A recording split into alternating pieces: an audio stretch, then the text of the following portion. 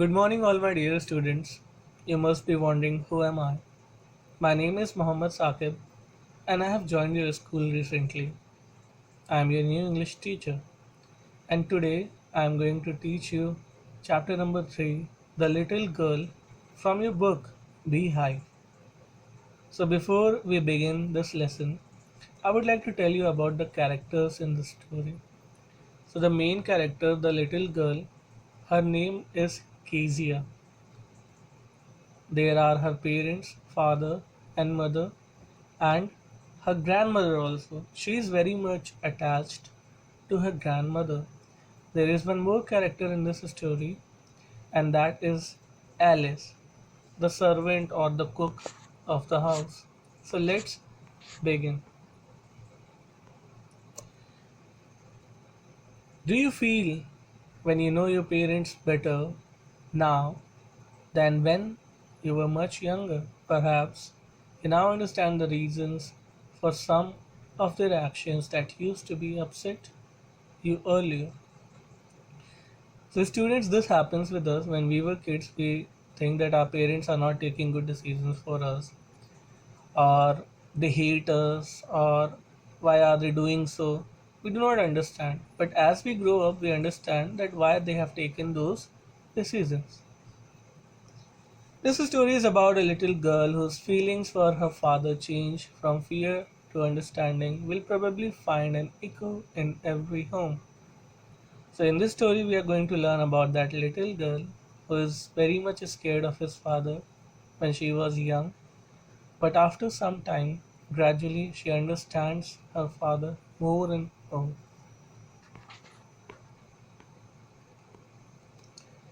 To the little girl, he was a figure to be feared and avoided.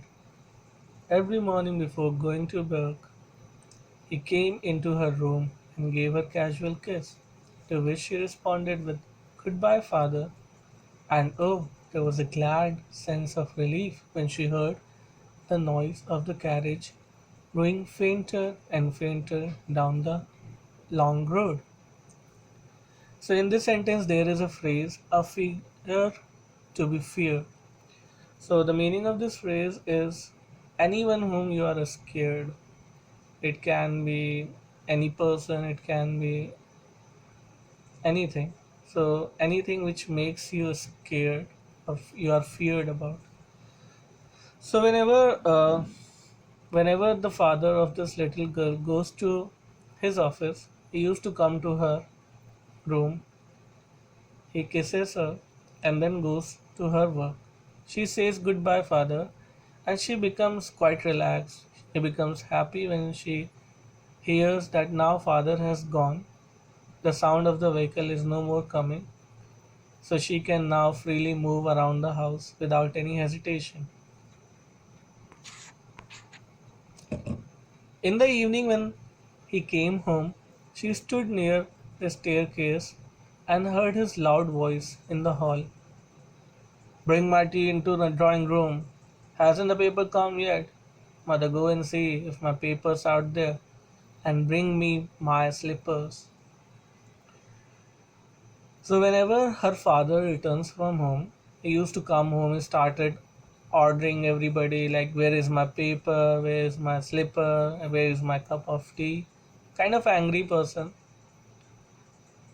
So, Kesia, mother would call her, "If you are a good girl, you can come down and take off your father's boot." Slowly, the girl would slip down the stairs, more slowly still across the hall, and push open the drawing room door. By that time, he had his spectacles on and looked at over them in a way that was terrifying to the little girl. So when the father starts shouting everybody that come and bring my paper and all, so the mother called the little girl, "Kezia, your father has come, go down and take off your father's boot."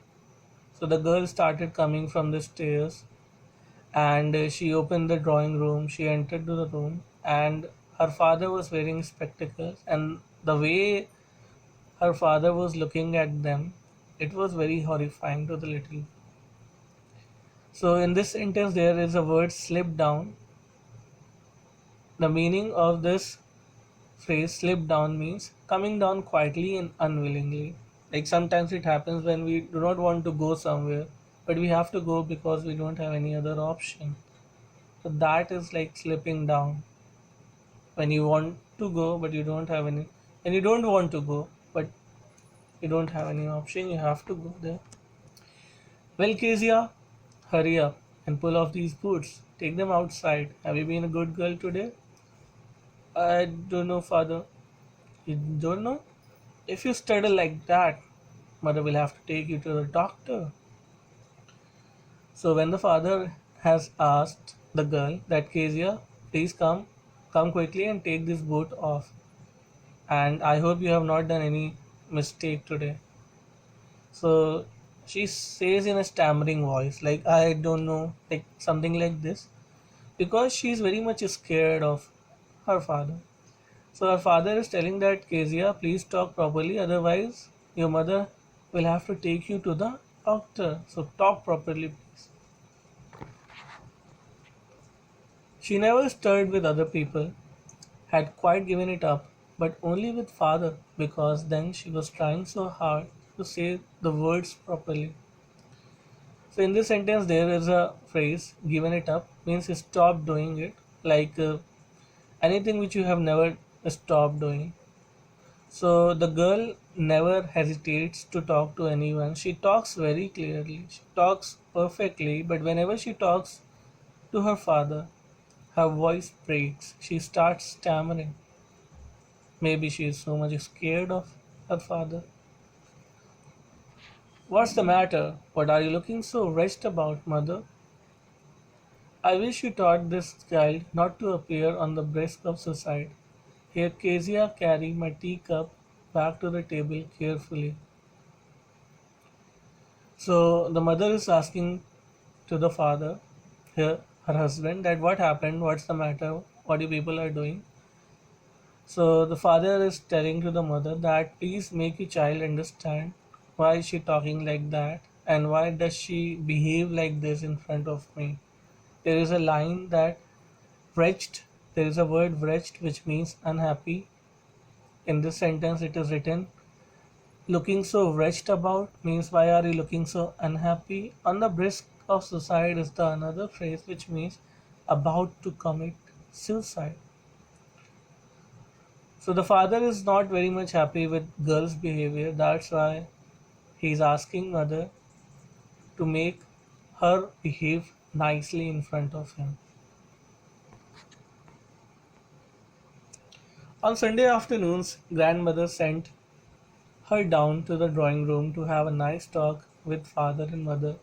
But the little girl always found mother reading and father stretched on the sofa, his handkerchief on his face, his feet on the best cushions, sleeping soundly and snoring.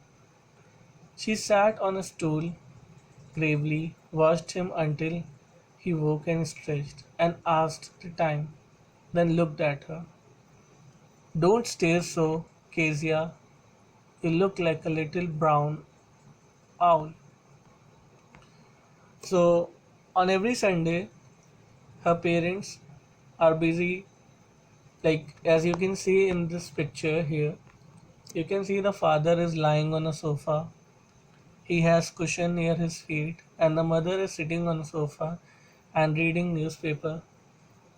So, when grandmother told Kezia to go and talk to your parents, make them understand that why are you scared of your father.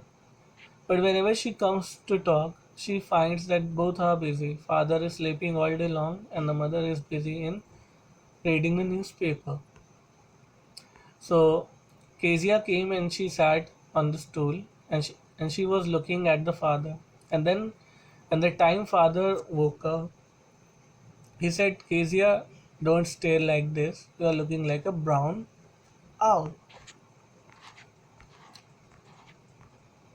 One day, when she was kept indoors with a cold, her grandmother told that her father's birthday was next week and suggested she should make him a pincushion for a gift out of a beautiful piece of yellow silk. So one day Kezia was not feeling well. She has cold, so she was with her grandmother. So grandmother suggested that your father's birthday is coming next week. Why don't you make something to surprise your father? Why don't you give some gift? So she suggested that you should make a pillow of yellow silk. Let's continue. Laboriously with a double cotton, the little girl stitched three sides, but what to fill with? That was the question. The grandmother was out in the garden and she wandered into mother's bedroom to look for scraps. On the bed table, she discovered a great many sheets of fine paper, gathered them up, tore them into tiny pieces, and stuffed her case, then sewed up the fourth side. So there is a word in starting laboriously. Laboriously means with a lot of effort and difficulty. As grandmother suggested her to make something for her father's birthday, so she has decided that she will make a cushion. She has taken that yellow silk. She stitched three sides as cushion has four sides, so she stitched three sides. She left one side to fill something in the cushion. So she was looking for something, but there was nothing. So she went to her mother's room. There she found some sheets of paper. She tore them into pieces, small pieces, and she put inside the cushion. That night there was a hue and cry in the house. Father's great speech for the Port Authority has been lost. Rooms were searched, servants questioned. Finally, mother came into Kezia's room. So there are some words wandered into, scraps, hue and cry. So wandered into means went into by chance. Like Kezia went by chance to mother's room. She doesn't want to pick anything from her mother's room, but she went unluckily by chance. Scraps means I told like when you tore paper into small pieces of cloth or paper, etc., that are not needed. Anything which is useless is scrap. Hue and cry means angry and protest. So what happened? You all are very intelligent. Kezia has taken the script. That sheet of paper was not scrap. It was script. For both authority, it is lost. So father is shouting everyone and asking them to search and find here and there. So now, as you all know, Kezia is in big trouble. We will discover what will happen in the next part. So for today, let's stop here and we'll continue on the other part. Thank you.